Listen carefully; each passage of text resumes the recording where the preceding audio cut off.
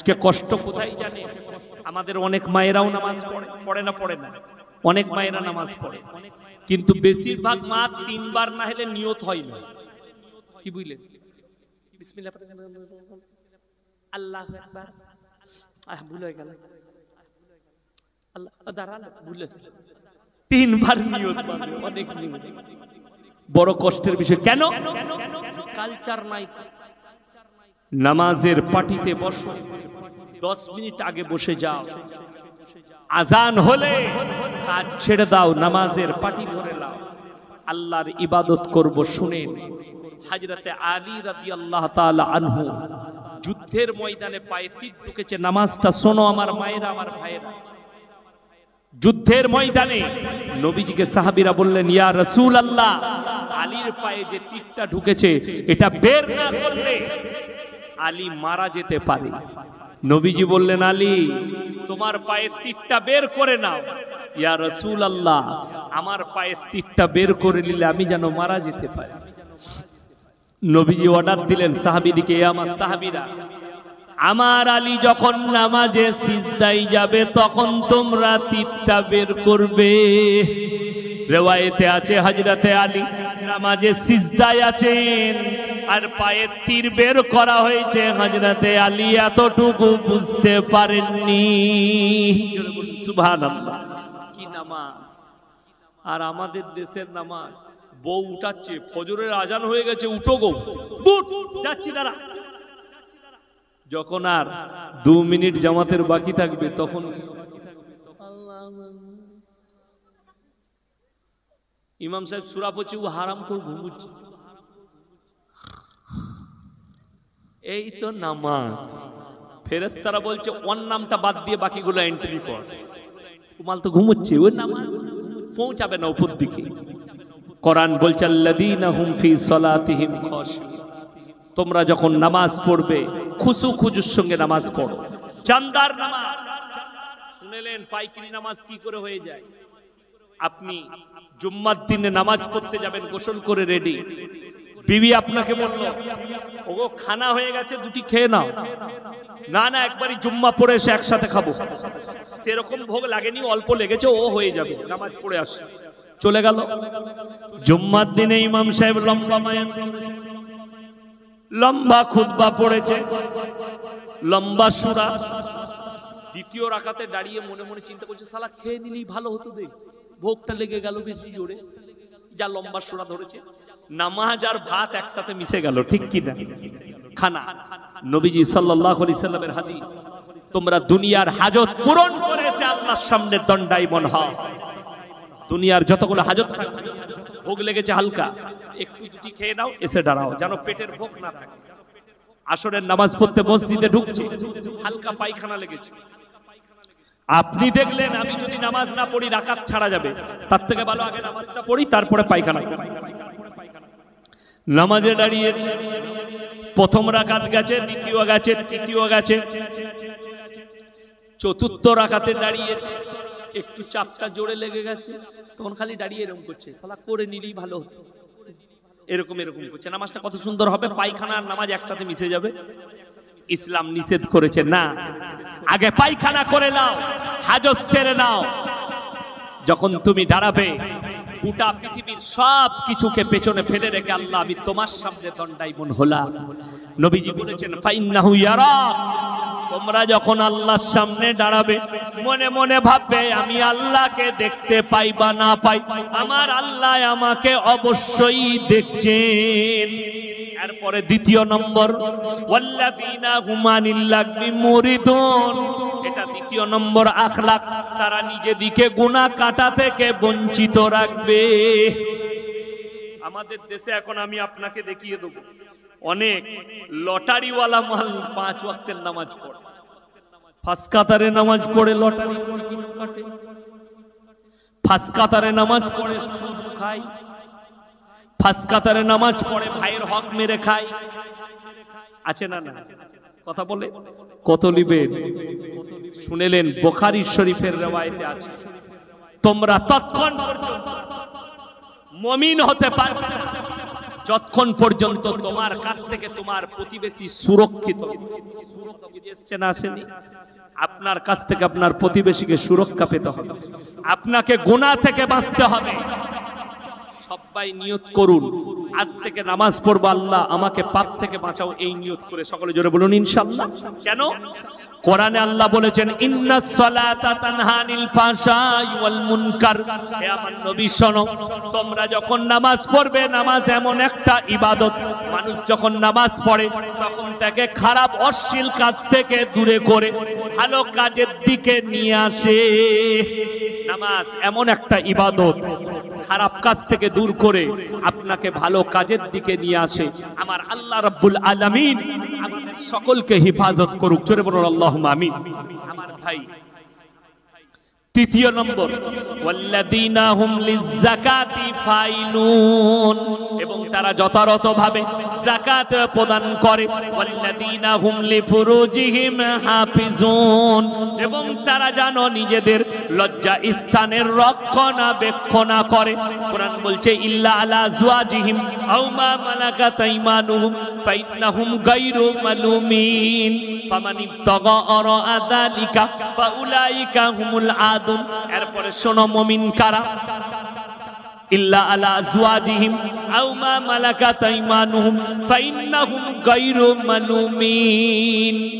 আহা, তারা যেন তাদের স্ত্রীর সঙ্গে ভালো ব্যবহার করে, তারা নিজেদের স্ত্রীর সঙ্গে ভালো ব্যবহার করে। ওয়াল্লাযীনা হুম লিফুরুজিহিম হাফিজুন, মুমিন ব্যক্তি তারা যারা নিজেদের লজ্জা স্থানের রক্ষণাবেক্ষণ করে।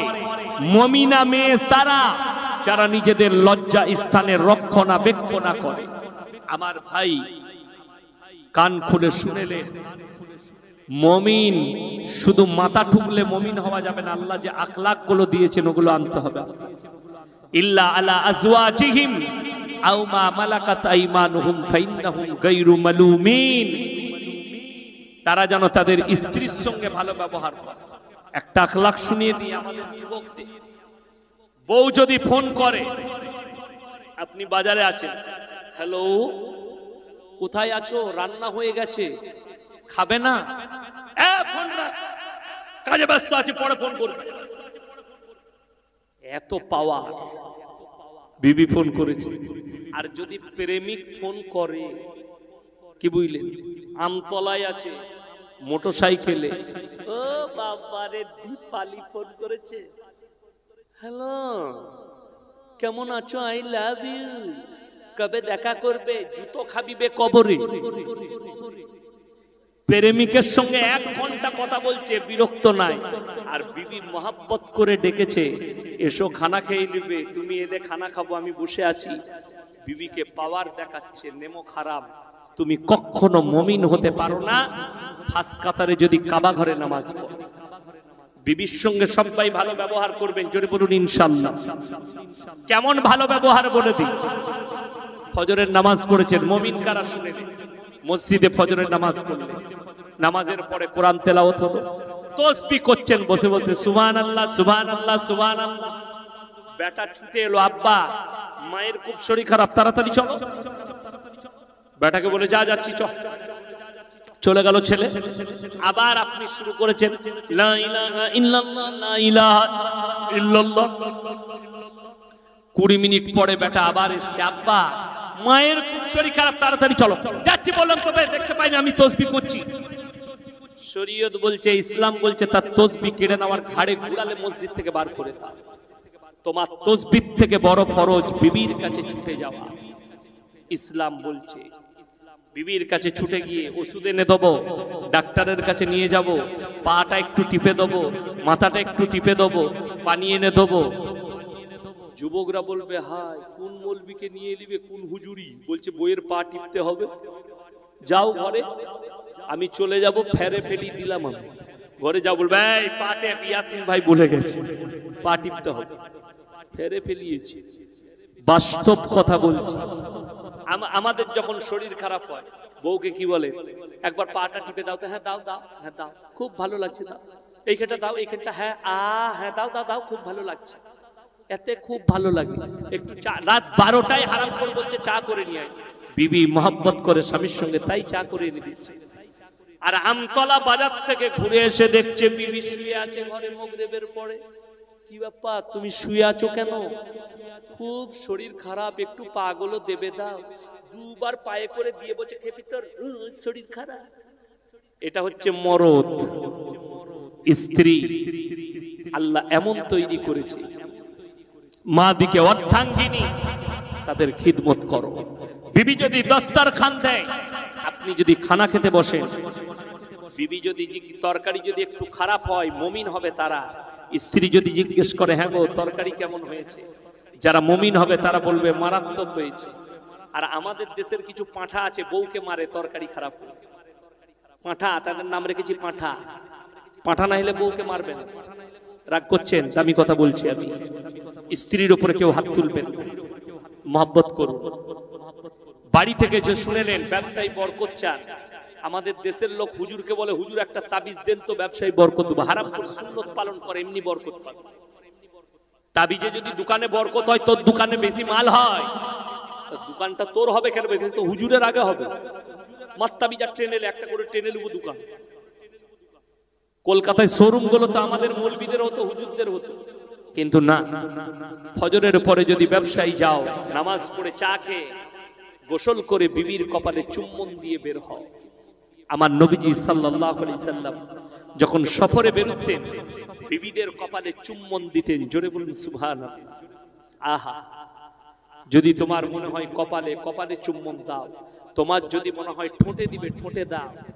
এ হারামখোররা বউকে বলে এই আসছি, দরজা লাগা। মনে হয় মরদ বেরিয়ে গেল। বড় কষ্ট লাগে না? দুঃখ লাগে।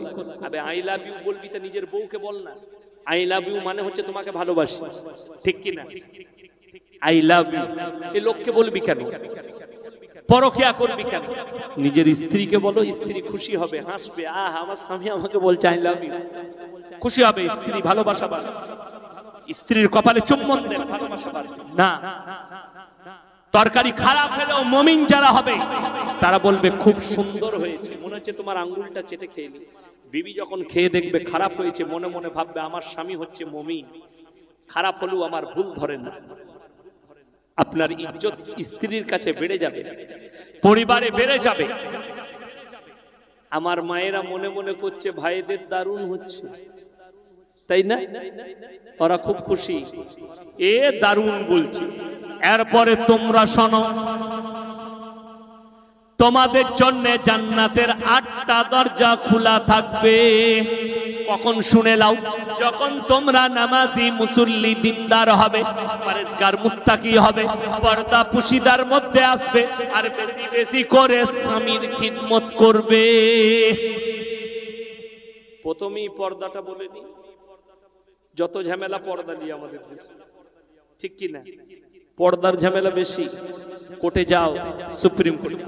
আমি দেখলাম কিছুদিন ধরে, এখন রাস্তাঘাটে যা মেয়ে দেখবে, আরে এখন তো হিন্দুদের মেয়েরাও মুখ ঢাকা দিচ্ছে। আমি বললাম আল্লাহ কি যুগ এলো, পর্দা এত বেড়ে গেল। হুজুরদের কথা তাইলে কাজে লেগেছে। তারপরে গবেষণা করে দেখছি আল্লাহ এতেও 2 নম্বরই। কি 2 নম্বরই? হ্যালো তুমি কোথায় আছো? বললে আমি আমতলায়। তুই কোথায়? বললে অমুক জায়গায়। বললে কেপি ভালো করে উন্নাটা বেঁধে, মুখটাকে একদম ভালো করে ঢেকে বেঁধে, খালি চোখটা বেরিয়ে।